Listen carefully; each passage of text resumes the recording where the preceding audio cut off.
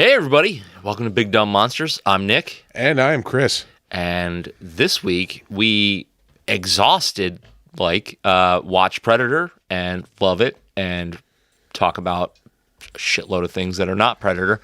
But that's pretty typical. Donna's going to rip down the headphones. He for sure the 10th is. time tonight. Pain in the ass. We love Predator. Everybody loves Predator. Yeah. Classic. So we are going to sit down and watch this Arnold classic and enjoy the show.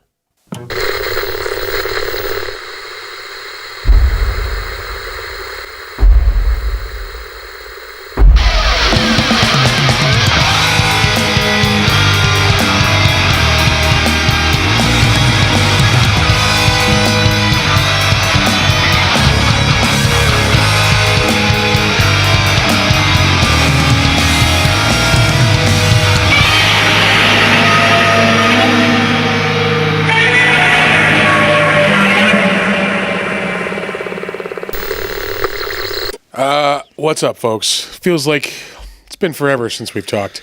It's been 10 minutes. 10 minutes.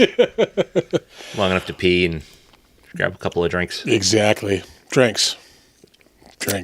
Yeah. Oh, actually, you know what? I also took my sweater off because it was getting a little warm in here. It is a little warm in here, yes. I have noticed that, yeah. I think it's the TV is actually it's really not that warm right now. Huh. I think it's just generally warm. Just warm. Whatever. So it's like it's almost summertime. We are back for our second part of the show this evening. I do have a cough drop in right now. It'll go away, right? Relax, all you It's fine. misophonia people. This is not the show for you. Yeah. Actually, it drives me kind of crazy. But it's, like I said, it's part two of our 80s Alien double feature.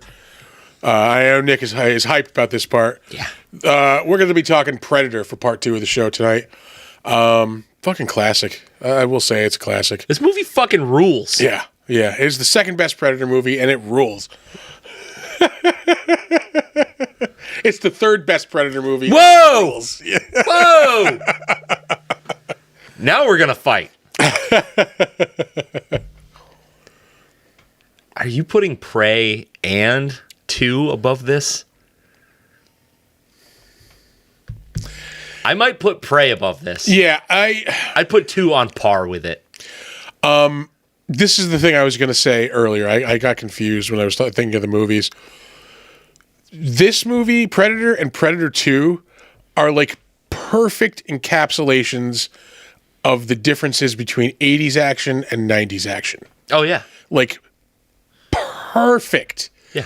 Because you have Predator, the first one, you have Arnold, you have fucking, a bunch of fucking mercenaries in the jungle. Buff dudes. Yeah, like, big guns, big muscles, just fucking kicking alien ass. Yeah. And then the second one, you have like urban conflict, you have like gang war. Yeah. You have cops. Like, grimy cop drama. Yeah. And like, it is the perfect reflection of like what was popular in action at those times. Like, it's just perfect. I'll go out on a limb and say that like this movie helped create that stereotype of 80s action movies. Yeah. Oh yeah, I can see that. Yeah. Like this, Commando. Anything with a giant Austrian. Yeah. One specific giant Austrian. Yeah. But even like, Chuck Norris movies, like, we just talked about Missing in Action in the last movie. Yeah. Like, that's another like Commandos in the jungle fucking. Well, that's kind of the thing, because you were, 15 years removed from Vietnam, so everybody was like, all right, yeah, let's kind of go back to the jungle thing. And there definitely were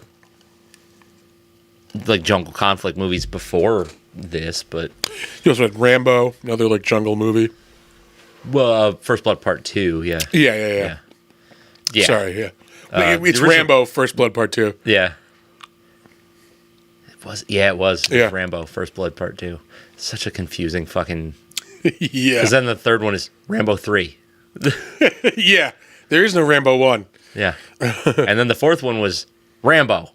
Yeah. Wasn't the fifth one Rambo 2? Or I think the last one was John Rambo. Yeah. Like, come on, get it together. Oh, I was at the movies last night, and one of the names. Fuck, what was the last name? It was the greatest fucking. It had to have been made up.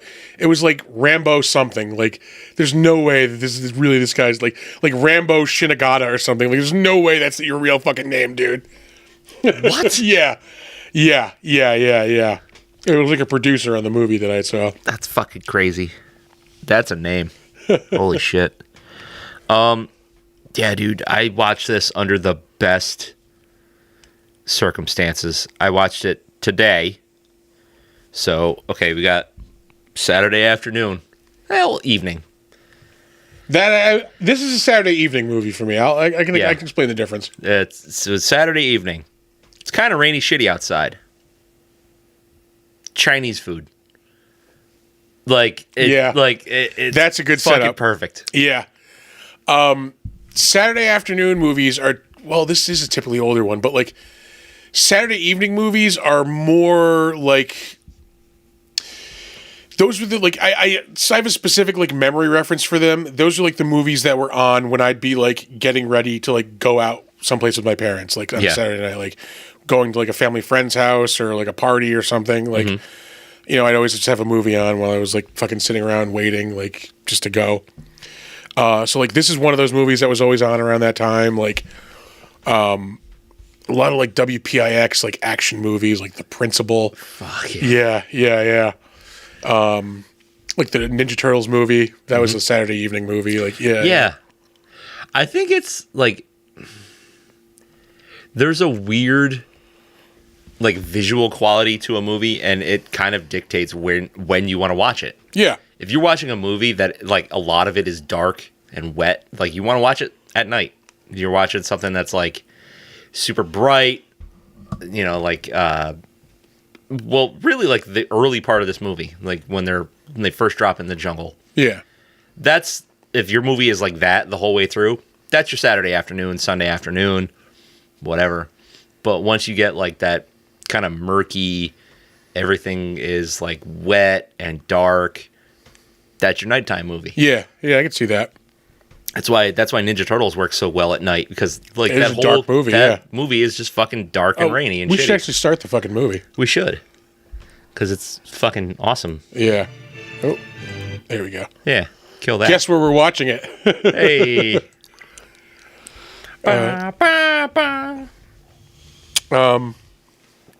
It's almost done, folks. The cough drop is almost done. I swear. It's fine. What else is there to say? I mean, like, there's a lot to say about this. It's fucking great. Yeah. Like, now, it's not without its problems, obviously. Nothing is. But the awesome to weird factors, like, it's way more awesome than it is weird. It's everything that I want in an 80s action movie. I want bulky dudes with huge guns fighting like an unknown monster, like they're trying to wrap their heads around. Yeah, even beyond that point, like if it was those guys fighting, you know, just like the beginning of the movie where they're fighting the Colombian cartel or whatever the fuck they are. Like a good 50% of this movie could be your just standard, like, you know, jungle 80s, warfare. Yeah, again, 80s action movie without an alien in it, like just, you know, commandos fighting army dudes in some unknown, you know, country in the middle of nowhere. Yeah. South America or Southeast Asia or who knows. Yeah. What's cool about this movie though, like, okay, it's cool and it's a little jarring, is that it starts off kind of like your typical / prototypical, you know, huge dudes with guns movie, and it turns into a horror movie. Yeah. Which I never really kind of put together until I was trying to like critically watch it today. And it's a little jarring. Like it's pretty abrupt the way it changes. Because you get, you know, the cool action sequences and the big money making explosions and all this shit.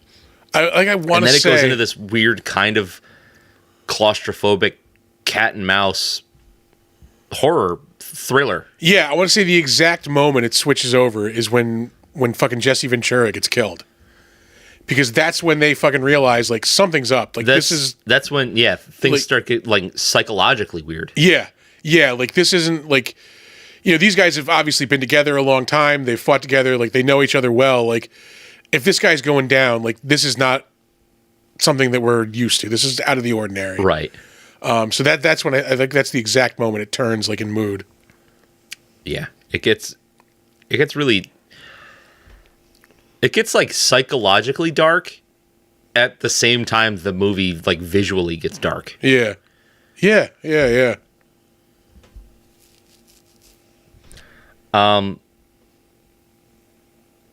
What the fuck is his name?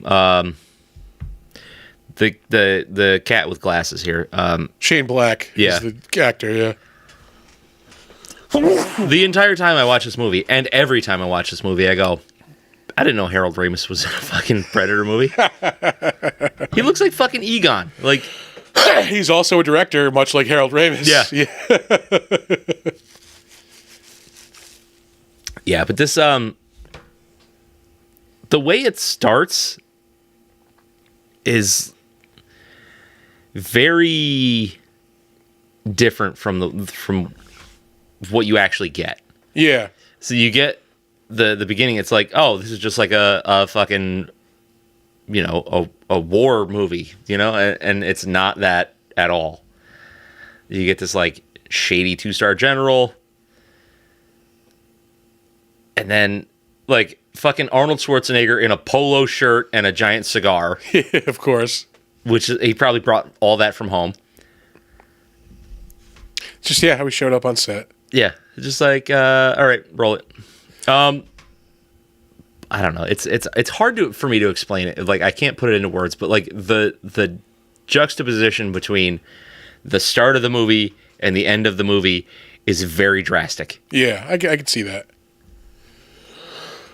Which because it becomes a situation of like we're in control of everything to we have no fucking idea what's going on and we're being hunted, right? One by one. Yeah. Which I don't know. Like because I tend to complain about that in a lot of movies where like it's very drastic and jarring. Like we were talking about it in Critters. Like it's like 4 different fucking styles of movie. Yeah. I think I like it better in this because it's a little more controlled. So like you're not getting meme shot. Sorry, fucking A. Dylan, you son of a bitch. Yep. It's because it's not jumping to a shitload of different genres and plot styles. It's just 2. Yeah, it's just the one shift. Yeah. I think the shift could have been a little more gradual, but it works for this movie. I don't know. I mean, the effects in this movie, I think, are fucking great for 1987. The look of the creature. Oh, fucking Stan Winston. Yeah. I will say the feet look a little weird. They look a little bulky and like puffy. Yeah. But obviously, like they're things over like probably giant boots, Yeah. And like I will say the look of like the invisible Predator gets better throughout the movies. I think in the later ones they do. They had to figure out how to do it. Yeah. In this one, and then they could just.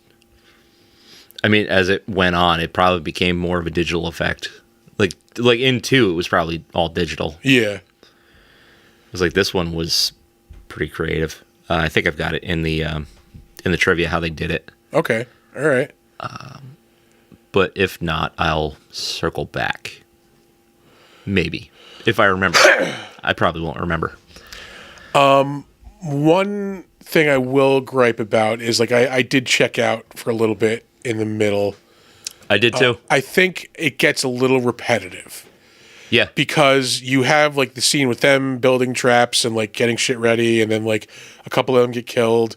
And then you have a scene with Arnold like getting ready and building traps and like doing the same thing. Like it's a lot of that Home Alone kind of thing. Yeah, I think you could have easily explained it as like, oh, we have other traps that haven't been let off yet.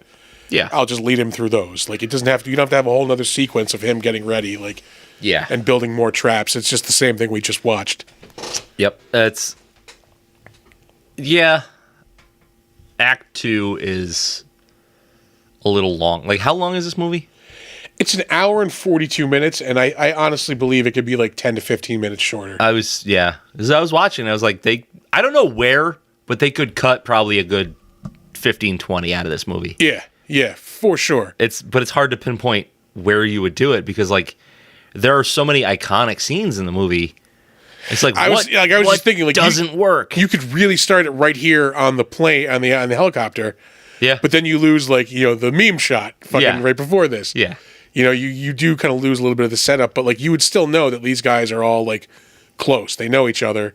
Mm-hmm. They're all, like, veterans at this. Yeah. Fucking Carl Weathers, man. I love him. What was, I kind of zoned out on what their relationship to him was. Was he, like, CIA and they're, like, mercenaries or something? I don't think they're mercenaries. They're like special ops guys. Okay, because I know they come across the other guys and, like, he's like, oh, Jim Hopper, like, he was a Green Beret. Like, yeah. But so Dutch is like in charge of these guys, but Dutch worked with, what the fuck is it? Dylan, in the past, like they worked. I think they were in the field together. Yeah, that's their relationship. And then he got basically the office job, sending these guys out. But there's something so important that they have to send him out too. Mine's as big as a house. it's big.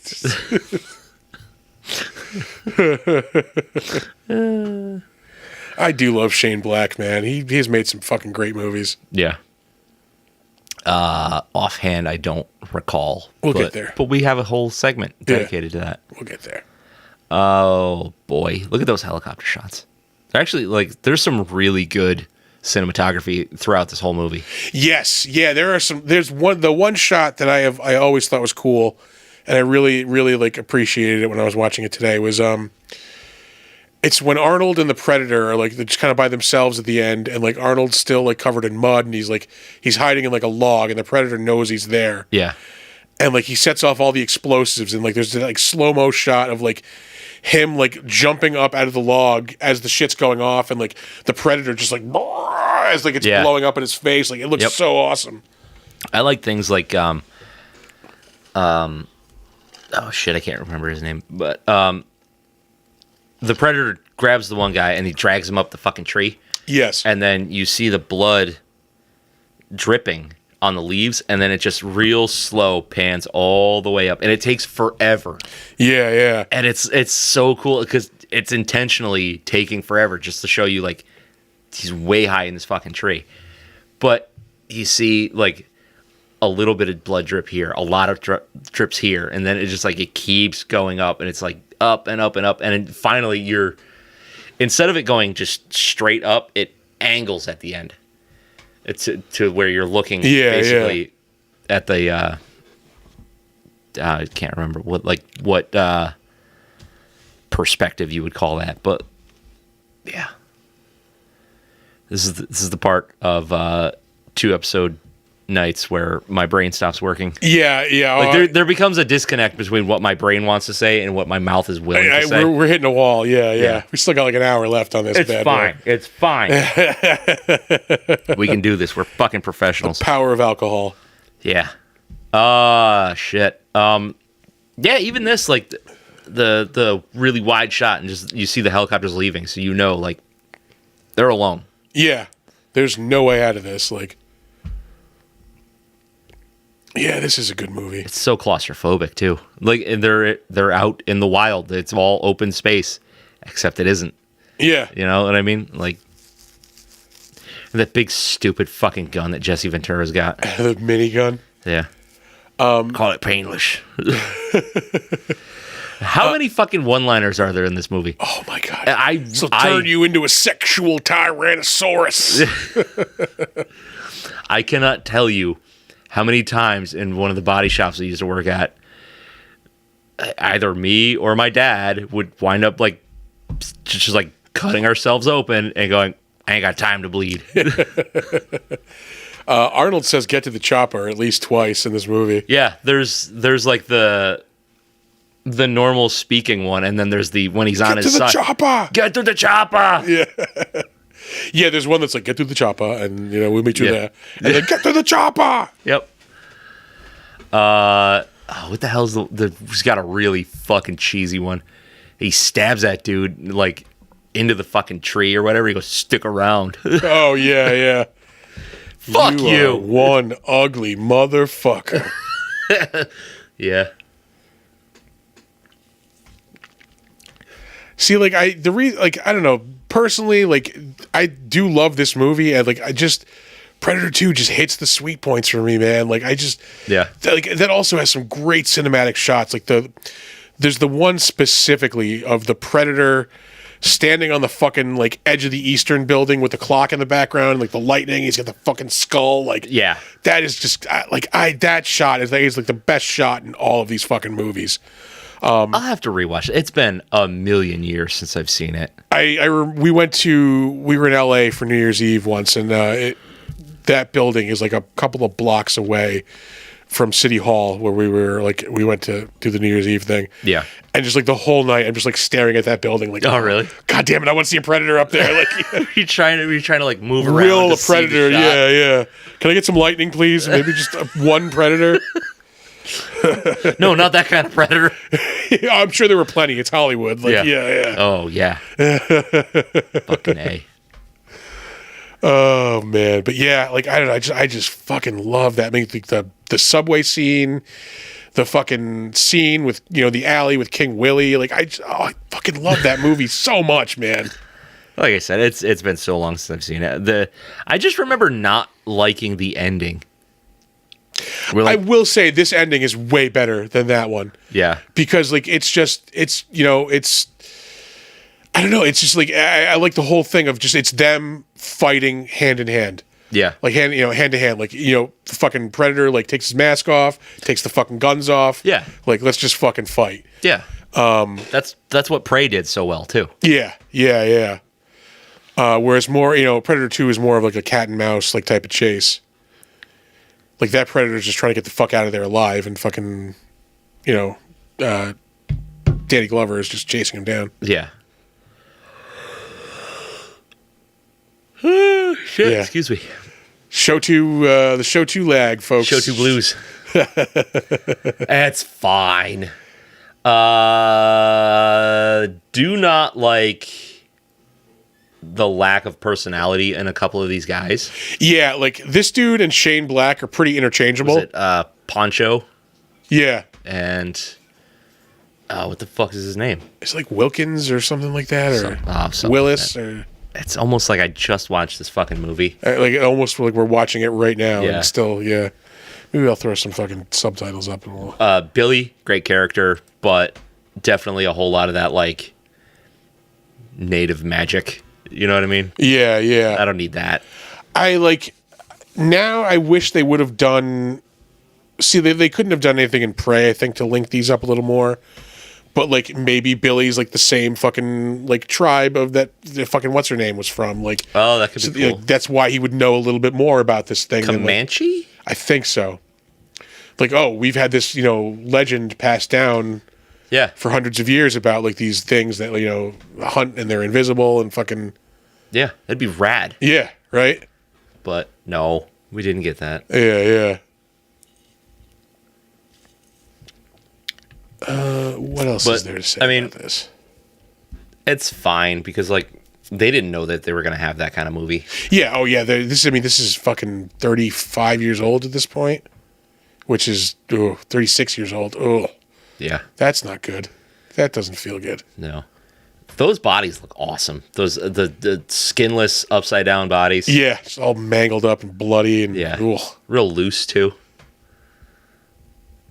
Mother of God. Let's see. I mean, we're at there. I think we can throw some ratings on this. We're definitely at the ratings point. Yeah, we can. I don't like that they really kicked that buzzard, though.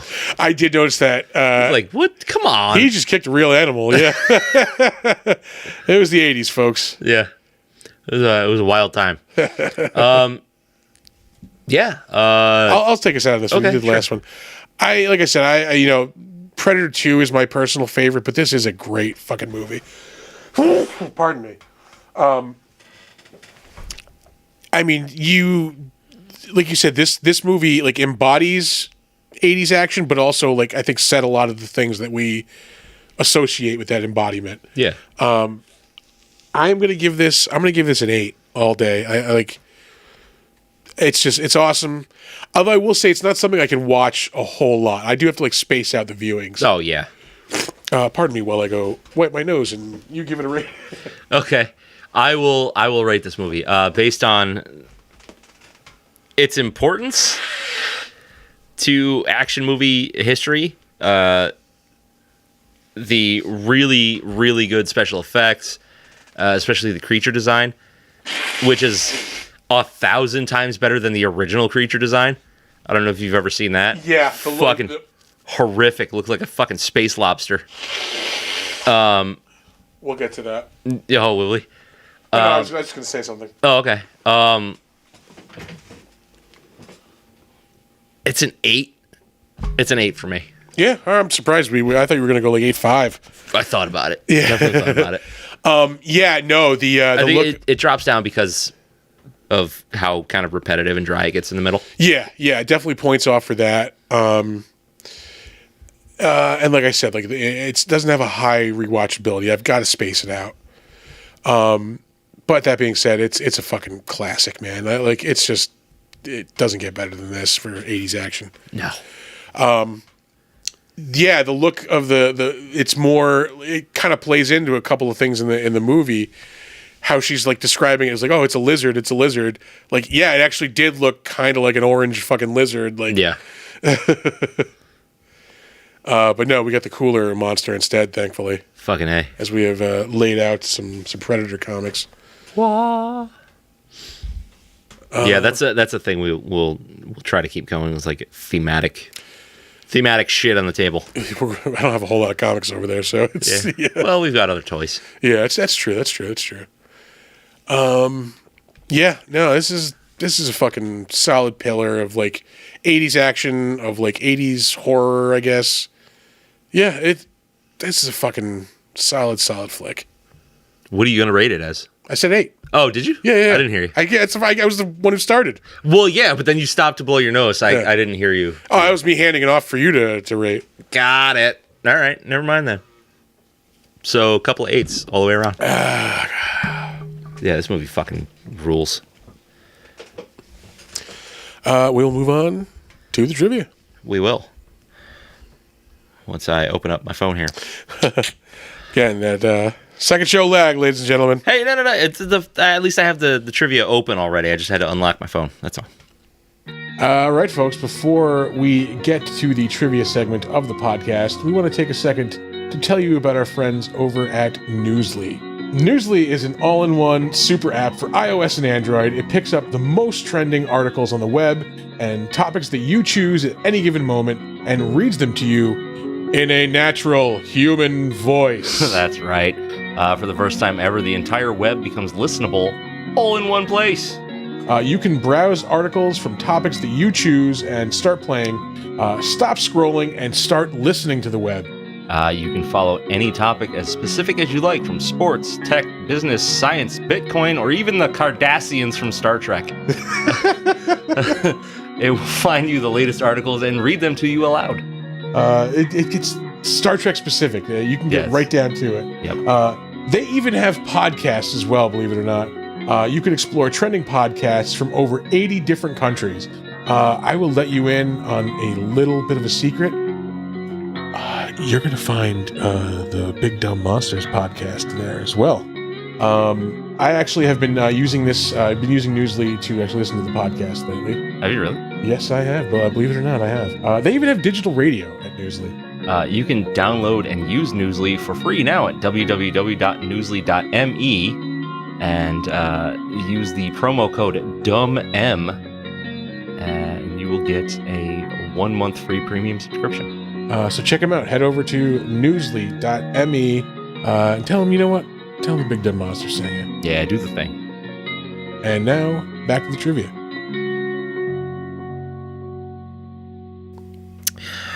All right. It's Predator trivia. Jesse Ventura was delighted to find out from the wardrobe department that his arms were 1 inch bigger than Arnold Schwarzenegger's. Apparently, according to Rob, this is the movie that got Jesse the Body Ventura health insurance. Oh, wow. Yeah, because he was just a wrestler before this. So well, I'll give a little bit away about the better known as. He was only a wrestler since like 84. No. So says IMDb. I mean, he might be. Well, it's probably televised appearances. Yeah. Yeah. Okay, that does make a little. Probably more when he sense. joined like the WWF or whatever. Yeah. All right. Yeah, that does make more sense. Let's see. Oh, yeah. He suggested to Schwarzenegger that they measure arms, with the winner getting a bottle of champagne. Ventura lost because Schwarzenegger told the wardrobe department to tell Ventura that his arms were bigger. Because I don't know if you guys know this, but Arnold Schwarzenegger actually a fucking prankster. Yeah. Like, he seems like he'd be a fun dude to like do a movie with, or just like hang out with in general. Yeah. Well, like when he used to do, like the bodybuilding competitions and shit. There's him on film giving people advice, like his competitors. Yeah. And he's like, I'm not gonna do an Arnold Schwarzenegger impression because that's hacky and lame. But he's telling them like, when you go up there and you hit that flex, scream. Just like, ah! Like giving him bad advice. Yeah. Because the judges are going to love it. So you see these guys up there on stage just like, losing. Like, if I had my choice of celebrities to like have a couple of drinks with, he'd be fucking high up there, I'd have to say. Oh, fucking A, yeah. Like, just sit back. Like, he'd probably have you over his house. Like, sit back. Like, Cigars, booze. Like, yeah. Got a fucking donkey walking around. Like, what the fuck? He has a donkey. You didn't know that? I didn't know that. He has a donkey named Whiskey. Yeah, he just walks around his fucking house. Like, that's awesome. Yeah. That's goals. Holy shit. That's fucking awesome. Okay, so the Predator's blood is a goopy substance with the color of Mountain Dew. Was made on set using a mixture of liquid from Inside Glow Sticks. All right. From a couple episodes ago, we remember the reagent. And KY jelly. Right. KY, like... It's in movies. Aliens and Predator. A lot of KY in Aliens and Predator. Yeah. Fucking Kentucky jelly, man. Arnold Schwarzenegger lost over 25 pounds before filming began in order to better fit the role of a special warfare operative who would be lean as well as muscular. Yeah, not just a big bulky dude. He's still fucking gigantic in this movie. Yeah. Like, I think what was the last movie he was in before this? Probably Conan the Destroyer? Raw Deal? No, Conan the Destroyer was like 84, I think. Was it? Raw Deal was like 85 or 86. Okay. Or Red Heat was 86, maybe. We'll get to that. It's almost like there's a whole segment of the show. Yeah, something like that. But yeah, he's fucking huge. Realistically, none of these guys would be this big. They would all be the size of like Poncho. Yeah. Yeah, like wiry fucking dudes. They'd be lean and strong, but not fucking Giant Arnold Hulks. strong. Yeah. Let's see here. The studio's insurance company would not agree to insure the production unless a bodyguard was hired for Sonny Landham, who played Billy, for the sole purpose of protecting people from Sonny. The bodyguard followed Sonny everywhere to ensure he didn't get into a fight, since he was well known to be violent and short-tempered. Huh. It's so weird that a giant, jacked dude who's probably on steroids would have a temper. Would have a short fuse. Yeah. Who'd have thunk? Yeah.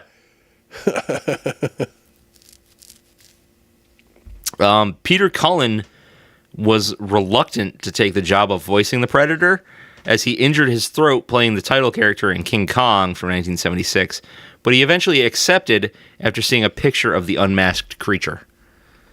I don't know if that was in your... That was not, no. It's not, no. Fucking Optimus Prime does the Does clicky the voice noise. of the Predator. I mean, I have him. Yeah. Yeah. But I didn't know that trivia fact, though. Yeah.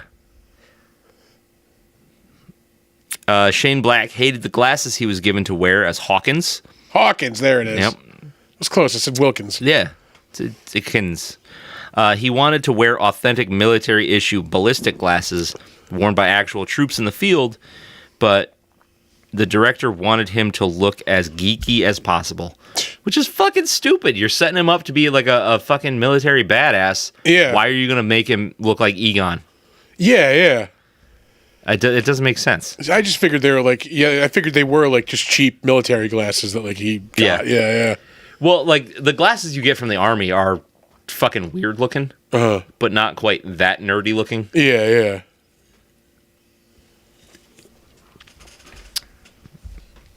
Oh, let's see here. A couple more. Bill Duke improvised the shaving scenes.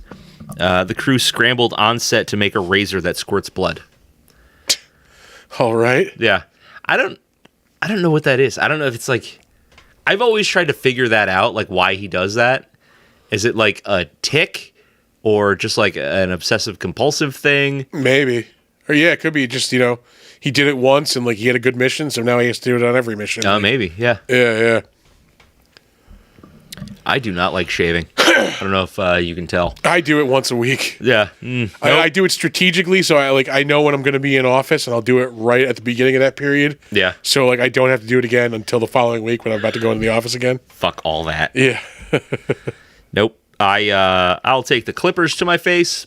A razor has not touched my face in over a decade. That's not true. A razor? Oh, a razor. Yeah. Because I was saying you've not had a beard before. Yeah. No, I mean like shave. Okay. Yeah. I don't mind it that much. It makes my face cold. Something about throwing on that aftershave right after, where like you get that sting and it kind of feels good. Like, yeah, I dig that. Yeah. I don't know. It's just not my thing. Also, I just don't like not having a beard. Let's see here. The B camera was given a reel of incorrect film stock, which is why some shots look grainier than others. Huh. Can you imagine being the guy responsible for that fuck up? Yeah. Oh, I know we spent millions of dollars filming all these things, but I put the shit film in. yeah. Sorry. Shane Black spent his free time on the set writing the screenplay The Last Boy Scout. All right. That was an awesome 80s or 90s. 91. Yeah. I thought it was like 1990, like right on the borderline. But. And this is our last fact here. Carl Weathers came on board because John McTiernan wanted an actual actor to work against Schwarzenegger. The director had to fight to get a quality actor in the role. All right. It's like, okay, we've got the spectacle, and now we need somebody who's actually going to do the job. Yeah. That's interesting. Which, I mean, all things aside, Arnold is not a terrible actor. Yeah. He's not great, but he's passable in a lot of these roles. He's fine. We will start off. Sorry. Hey, we should probably mention that we're on the Better Known As segment of the show. We are. There we go. I know you. I knew you. But you ain't you. Let's see. Yeah, we're talking about John. Sorry, I got distracted. What happened? Anyway, director John McTiernan did some time for tax evasion. Oh, yeah? Yeah, recently, like within the past decade, I want to say. Oh, no shit. He's directed some solid flicks. I'm looking at a couple. Yeah, 2002 Rollerball, 13th Warrior, 1999. Okay, so the remake of Rollerball, I remember being really cool, but I also partially remember it being really cool because Slipknot was in it for a hot minute. All right. I want to say the original is 10 times better. Yeah, I don't think I've ever... no, I've definitely seen portions of the original. I don't know if I've ever seen it start to finish. Oh, it's so good. Yeah, I did enjoy what I saw. But anyway, John McTiernan, The 13th Warrior, Thomas Crown Affair, Die Hard with a Vengeance, Last Action Hero, Medicine Man, Hunt for Red October, little film called Die Hard. That was his follow-up to this, Predator. And his first one, Nomads. That was the year before. I don't think I've ever even heard of this. I don't know, but those are some heavy fucking movies. Yeah, that's a killer list of like fucking great movies. Yeah, there's not really much junk on there. Yeah. Anyway, we will move on. He was born in Albany, New York. Holy shit, 1951. What the fuck? How about that? That's awesome. Let's see. We will move on to our star, Arnold Schwarzenegger. He's been in a couple movies. He was born in Albany, New York. Wait, no. I mean, like, Terminator, would that be his most well-known fucking role? I mean, Conan's up there, but I feel like that's not as popular. If you go as like Arnold Schwarzenegger, people go Terminator. Oh, Terminator. I mean, they called him the Governator when he was the governor, you know? Yeah. He's been in a million, like, iconic-ass movies. But, yeah, Terminator is probably, like, the one. Yeah. Well, actually, Terminator 2 is the one. Yeah. I mean, still in stuff. Could go. Oh. Could be good. Could be bad. Real bad. Oh, he's got man. Legend of Conan in development. I hope he's like old Conan. Well, I know they've been talking about making that King Conan movie for decades now. Yeah. Basically, that picks up where like the end of fucking is it Destroyer when he's like telling the story when he's old, like. No, it's Barbarian. Okay, so yeah, it would pick up from there, like when he's older, like. So I mean, like I guess the story, you know, it's been around. It's probably been worked on. Like, could be good. I just don't know if, I don't know. Yeah, well, I'm pretty sure there are the old Robert E. Howard stories where he's old. Yeah. Yeah, I think there are some, I'm pretty sure there are. I never really got into the Conan comics until the most recent, like, Marvel reboot of them. Yeah. They were fucking awesome. Well, Dark Horse had him for a while, didn't they? I think so, yeah. And then, like, maybe just before pandemic, maybe like 2017 at the earliest, 2018 maybe. Yeah. Marvel got the Conan license back, and, like, they put out it was Conan the Barbarian, and then like Savage, like it was Savage Sword of Conan, I think was the name of the other one. Well, I think that was the original run. Yeah, I mean they just put out the same, names again. Because I want to say, like there was like the original Conan comic, and then Marvel put out these like giant size ones that were like mega violent. Yeah, and then no, these were pretty fucking violent. Yeah, and like what was cool about them was you had the comic story. And then the last, like, 4 or 5 pages of each comic were a fucking new, like, Conan, like, written, novel story. Oh, really? So you'd get it in monthly, like, pieces. Yeah. That's sick. Yeah. So it was pretty cool. And it's like the way they used to do it in the magazines and stuff. Yeah. Jason Aaron was writing them, who wrote Avengers after that. And I loved his work on Avengers, but his work on Conan was fucking great. Sick. Yeah, I highly recommend those. I'll have to pick those up in trades. Yeah, I have them. I would lend them to you. It's just a matter of finding them. Yeah. During pandemic, when we were like looking for projects, I went through and I scanned all of my comics, like every single comic, scanned into a database so I know exactly what I have. Yeah. What I did not do when I was doing that, though, was write down what box I stored them in, like number the box. Yeah. So like I basically have to do the whole project over again if I want to know where stuff is. It's rough. Yeah. Anyway, that's enough about comics and Conan, but no. Yeah, no, Conan comics are fucking awesome. Yeah. Anyway, back to Arnold Schwarzenegger, though. Yeah. Who was also fucking awesome. Yep. Yeah, Kung Fury 2. I did not know they were making that. Yeah. He's currently in that Fubar series on Netflix, which is, it's okay. It's just not what I'm looking for right now. It's dad TV, and like it's not. I don't know. Are they're cashing in on King or Tulsa King, right? Kind of. Bit. I mean, like, yeah. Which is in the most Schwarzenegger kind of way. Yeah.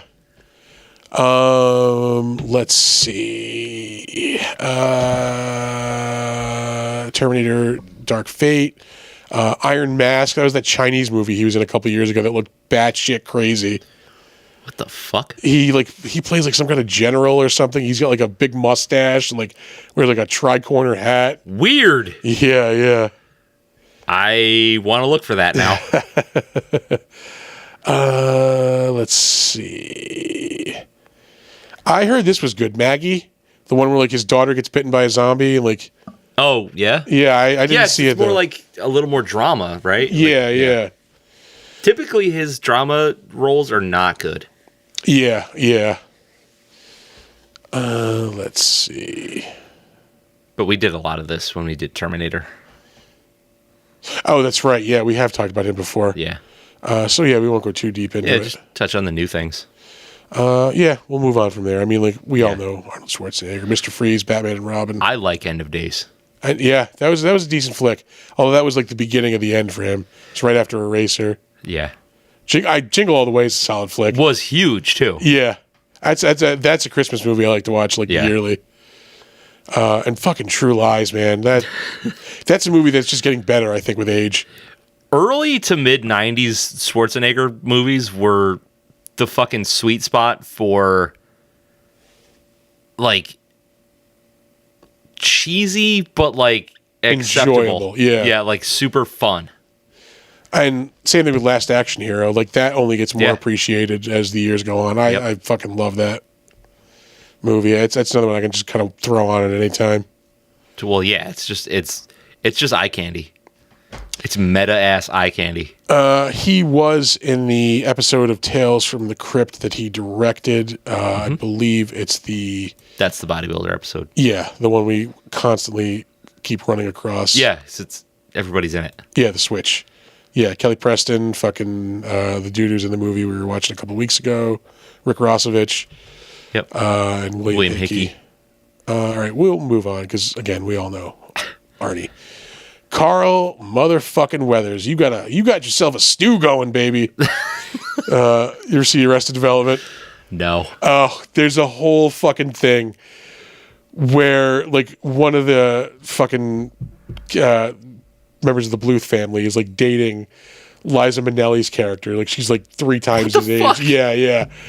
And like Carl Weathers moves into the building and like starts moving in on Liza Minnelli. Like, and like he just like he keeps like gives him like tips on making stew. What the fuck? Yeah, he's like, oh, you got a soup bone there? He's like, you get yourself some vegetables and some meat. You throw that in a pot. You got yourself a stew going, baby. Fucking. That's the weirdest recurring joke. Yeah. He's fucking hilarious because he's playing Carl Weathers, but like he's playing him as like a broke down, like do anything for money type of actor. Like, Oh yeah. yeah, like one of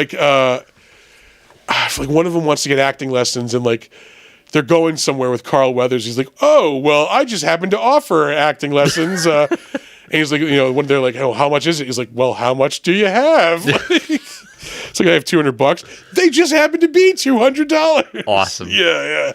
Fucking love Carl Weathers.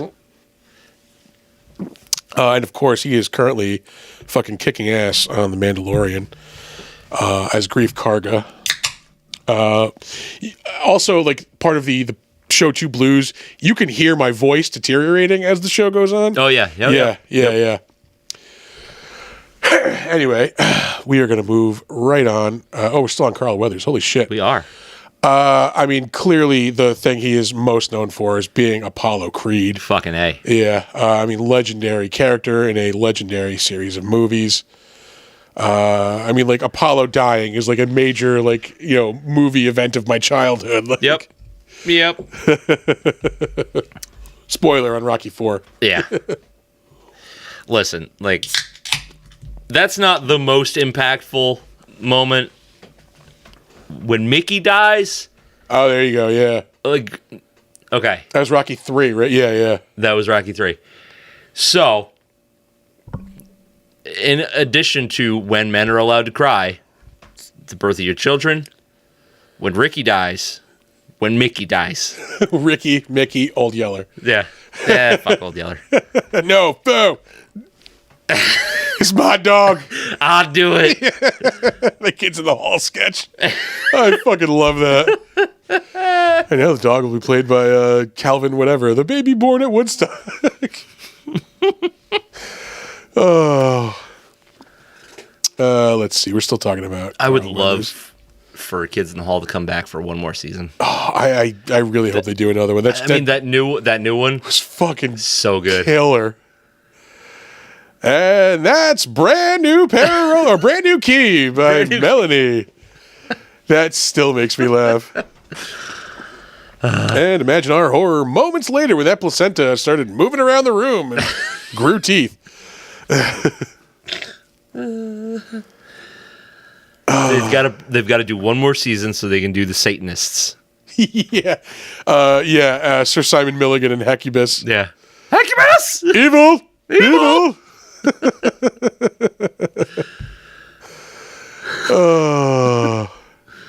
First, Evil walks alone to the store to buy porn. Or Evil sleeps alone. But first, Evil walks to the store to buy porn. That's the line. Yep. Let's see. We're still on Carl Weathers. Good God. And he's Action Jackson. I mean, come on. He's fucking Chubbs. Yeah. And Happy Gilmore and Little Nicky. Yep. And that's another like classic comedy. Fucking A. I got the gator that got your hand. Just the end when he's standing there, I think, with the gator, like waving at Abraham Lincoln.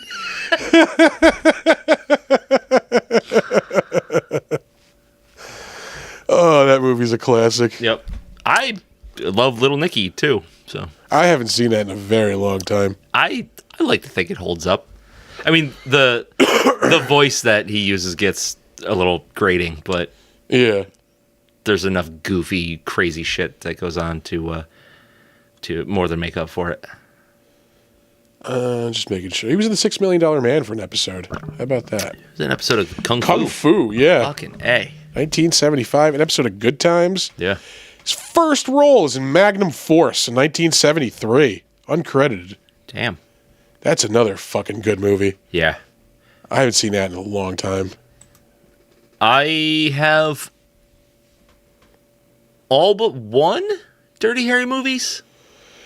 I don't think there was one that wasn't licensed to be with the others in like the box sets and shit. I think it was the Deadpool. Yeah. That's the one with Jim Carrey, right? Yeah. Yeah. I don't think I've seen that one. It's not that great. Yeah. I know it's got Jim Carrey and Guns N' Roses in it. What are the dirty? It's Dirty Harry, Magnum Force, Sudden Impact? Yeah. All right. And then the Deadpool, I think. Yeah, I don't think I've seen Sudden Impact. Or the Deadpool. They're fucking goofy. Sudden Impact is the one where he's got the version of the gun, but it's all like fucking high tech and weird. But I mean, the original Dirty Harry and Magnum Force are both fucking awesome. Yeah. I'm looking for Big Ed Mustafa. We used to say that in high school all the time. Detective Harry Callahan of the San Francisco Police Department. Oh. My favorite part in the first one is he's eating a hot dog and then there's fucking people robbing the bank outside. He's like mid bite. Oh God, I haven't seen Dirty Harry in far too long. I know what I'm watching tomorrow. That's a great fucking movie. Yeah. Fucking Scorpio. Oh God, I regret that we never got to make this episode of Theater of the Absurd. We had a whole fucking Dirty Harry tribute episode. Oh, really? Where, like, the Scorpio killer, instead of a killer, he's a serial masturbator. Yeah, like, oh, God damn it, I wish we fucking animated that. Down to, like, I had to, one night, cut out letters from magazines so we could make, word for word, the ransom note that the Scorpio killer fucking sends, like... fucking, that's dedication. Yeah. Making one of those letters takes way fucking longer than you would think. Oh yeah. Because you have to find like, okay, I have to find certain letters. I have to spell like, you have to look for ones that like look cool. Like, Yeah. it's fucking. It took forever. Yeah. What else? We're still on Carl Weathers. Yeah, we know who Carl Weathers is. We're gonna move on. Again, second show blues, folks. Yeah. Action Jackson, fucking another '80s fucking awesome action movie. I don't know that I've ever seen it. Oh, really? Yeah. God. I think that one damn. just like slipped past me. Yeah. He's in Close Encounters of the Third Kind. Huh. Oh, good for him. Streets of San Oh, Francisco. good for him. Yeah, the Shows up Serpico again. television show. Yeah, Serpico, the TV show. Starsky and Hutch showing up again. 76? Did that come out? We've gone through all these already. Jesus Yeah. Christ. Did the Serpico TV show come out before the movie? No, I don't think so. It's probably around the same time. Okay. I know somebody who claims they saw Frank Serpico at Sutter's Mill, which is now City Beer Hall. What? Not City Beer Hall, City Line restaurant Yeah. on Western Avenue. You're like eating there with a bunch of people. That's weird. Kevin Peter Hall, who plays the Predator, he died back in the 90s. But he got a couple of iconic roles under his belt. Not only is he the Predator in the first two movies, he is Harry from Harry and the Hendersons in the movie and the TV show. He was also on an episode of Star Trek The Next Generation, also in Big Top Pee-wee, an episode of Dukes of Hazzard, episode of Night Court. Anything else really of note? Oh, good. Mazes and Monsters. Mazes and Monsters, the fucking satanic, like 80s satanic panic D&D movie. With Tom Hanks. With Tom Hanks, yeah. Based on those fucking comic books. Mazes and Monsters. And that's it for Kevin Peter Hall. He died in 1991. Yeah. That dude was, what, like 7 foot tall? Yeah. Started his junior year at 6'5" and finished it at 6'9". God damn. That's just in a year. Yeah, in high school. Yeah, 7'2". Yeah, it's crazy. That's how tall Shaq is, isn't it? I think so. 7'2", 7'2", 7'3". Yeah. Shit. AIDS got him. Yeah. Elpidia Carrillo. She played Anna. She has been in a surprising amount of things. Like, still is in things. She's going to be in the Blue Beetle movie coming up in a couple of months. That looks fun as shit. It does look fun. I hope like it's Blue good. Beetle. I never got into it. Like, either the Ted Kord version or the Jamie Reyes version. I think I didn't really get into him until I was reading 52. 'Cause he's pretty prominent in 52. Yeah. That was a good series. I did read that. Although 52 was fucking amazing. I was very relieved when it was over. Yeah. I don't want to buy a comic every week. But it was so good. It was good. She was in Guillermo del Toro's Cabinet of Curiosities. That was last year. The Magnum P.I. reboot. She was in Mayans MC, the Sons of Anarchy spinoff. Which I'm shocked has had as many seasons as it's had. I could have sworn that went off the air years ago, and it's like airing it's on its final season now. Yeah. She was in 2 episodes of Euphoria. Nashville, where I will be in a few days. That is not the Kingpin I thought it was. Yeah, I was like, she was in Kingpin? No, she wasn't. Not the one I'm thinking of. Law and Orders, SVU. You shook something loose in me, Tiger. You better start doing tongue exercises. The rent's due.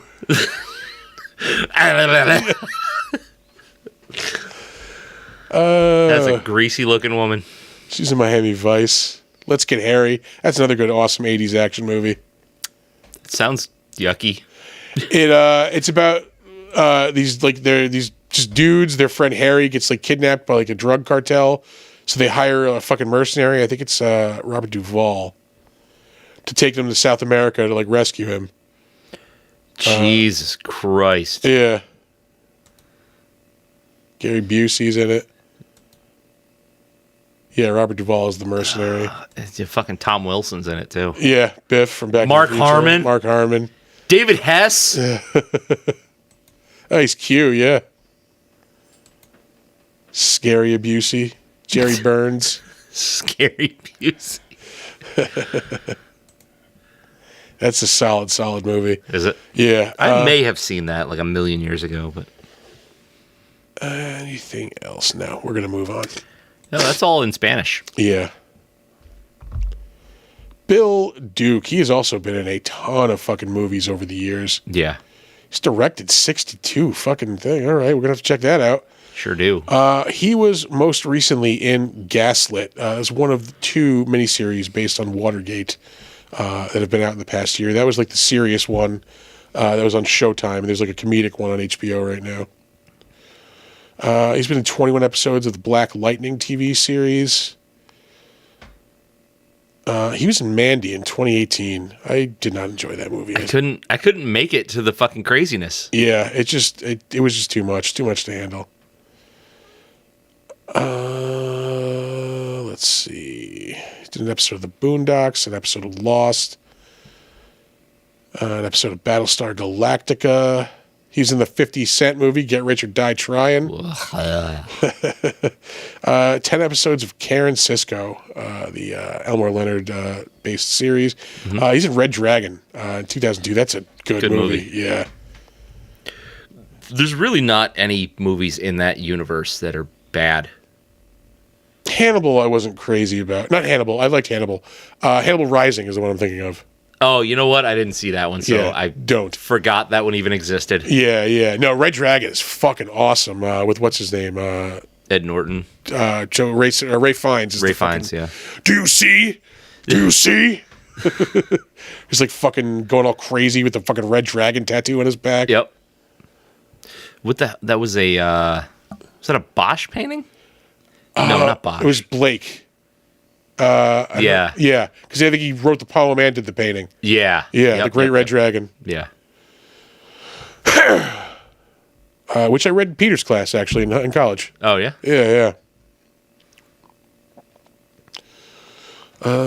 He's in Menace to Society in 1993.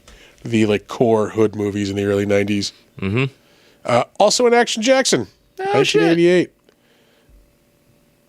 Also in Commando, 1985. Commando was 85. There we go. I think Raw Deal might have been 86. If we had Arnold Schwarzenegger's thing up, we would have been able to tell. Yeah, but... Yeah. Starsky and Hutch shows up again. It's like the third or fourth time tonight. We're going to move on. Jesse the Body Ventura. We have 2 governors in this movie. We do. Yeah, governor of Minnesota, governor of California. Yeah, one is way more into conspiracy theories than the other one, though. Like, way more. Way more. Like, a lot. It's like, too much. Let's see. He did a voice on the really good Ninja Turtles series from like 10 years ago. He's in The Ringer with Johnny Knoxville, 2005. He was in Demolition Man. That's right. For like a brief hot second. Major League 2, which is not even in the same ballpark as Major League 1. No. Yeah. Well, actually, it's like... Yeah, it's not even the ballpark. It's not the same ballpark. Literally. They went back to the minors. Yeah. Or is that Major League 3? Oh, yeah, that's 3. Yeah. Major League 2 was rated like PG-13. Yeah. Which is a You fucking can't do that. slap in the face of Major League 1. The fuck are you doing? That's as bad as Revenge of the Nerds 2 being rated PG-13. Yeah. And he's mostly probably known as being Jesse the Body Ventura, if not the governor of fucking He's a Minnesota. famous ass wrestler. That's right. He shows up for a second in fucking Naked Gun. Oh. Yeah, he was in the Running Man. Running Man, that's right. And a lot. It was in Small Wonder. A lot of wrestling. You remember stuff. Small Wonder? The like the sitcom about the robot little girl? sister? Yeah. Yeah. Yep. God damn. I used to watch a lot of that. Yeah. Used to be on like Saturday afternoons. Yep. All right. Let's see. We're going to move on. Jesse the Body Ventura. Oh, we're at an hour. Hell Will Sasso does a great impression of him. Oh, really? Actually, Will Sasso does a lot of great impressions of wrestlers. Like he's got Stone Cold Steve Austin down. He's got Jesse the Body Ventura down. He does a pretty good Rock. Let's see. We're going to move on. We have Sonny Landham, who we mentioned earlier. Bit of a wild card. Just a bit. Yeah. Just a bit. He's not really that well known, but it's got to be this or the Warriors. He's most known for Best of the Best 2. I have so many questions for Eric Roberts about that. Was he in all three of those?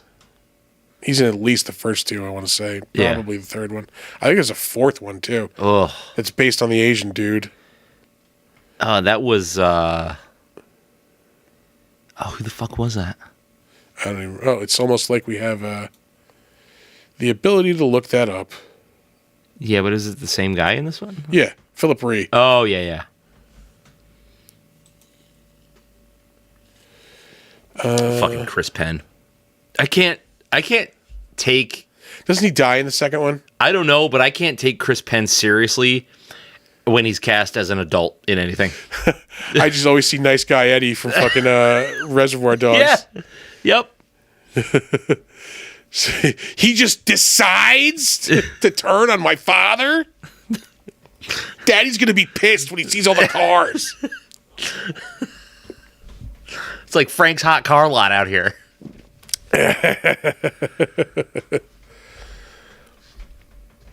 A lot of 80s. Oh, Hardcastle and McCormick. Yeah. Dirty Dozen, The Next Mission, The A-Team, 48 Hours. Poltergeist. PJ and the Bear. Yeah, The Warriors. The Ganja Express. I love the Warriors. It took me a long time to... That is a Saturday get evening there? movie as well, yeah. But when I was a kid, I didn't really like it. And I think part of it was I was very contrarian to anything that my brother liked. Okay. Yeah, I didn't see that until I was on a movie binge back when Blockbuster would do 2-for-1 rentals and anything not new. Yeah. And that was one of the things I rented in my my movie binge then. Yeah. It was weird because my brother loved it, and then we were just at odds all the time. So anything he liked, fuck that. Yeah.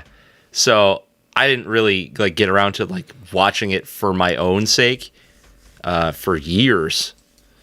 And then I realized that I was foolish. And Rockstar put out a decent video game for it too. It was pretty fucking repetitive though. Yeah, I will say that. It was fun, but how many times do I have to fucking tag a wall? Same fucking thing. Let's see. R.G. Armstrong. Dude almost hung in there 100 years. He was the he was that general. He is in a shit ton of Westerns. Well, he was born in 1912. Yeah, he was there for the real thing. Yeah. So yeah, he is in worked in Hollywood the 50s and 60s when 90% of what they put out was Westerns. Yeah. He was also Pruneface in Dick Tracy. I did not realize that until now. That's awesome. This is the same year that he is the wrinkly old man in the Enter Sandman video for Metallica. You remember that video with the fucking... That was him? That's him. Yeah. Really? Really. It's in the fucking credits here. I always heard that was a homeless guy that they paid in sandwiches. Nope. It was fucking R.G. Armstrong. Get the fuck out of here. Let's see. We will get there. He's in Walker, Texas Ranger. He's in Walker, Texas Ranger TV movie as well. He was in an episode of Quantum Leap. He's in an episode of Silk Stockings. Enter Sandman. The Sandman. That's fucking crazy. He's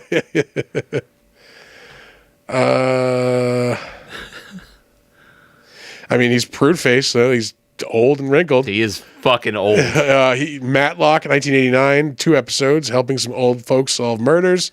Yeah, Homeboy was in his 80s in the 90s.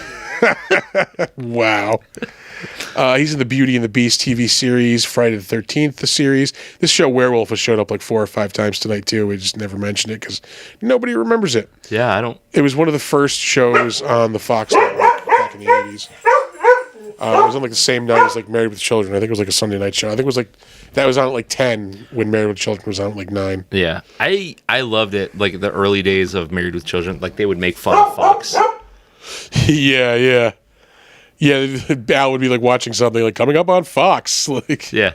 Well, it would be like, oh, I want to watch this movie. It's on Fox, and then they grab like all the aluminum foil to put on the fucking antennas. Yeah.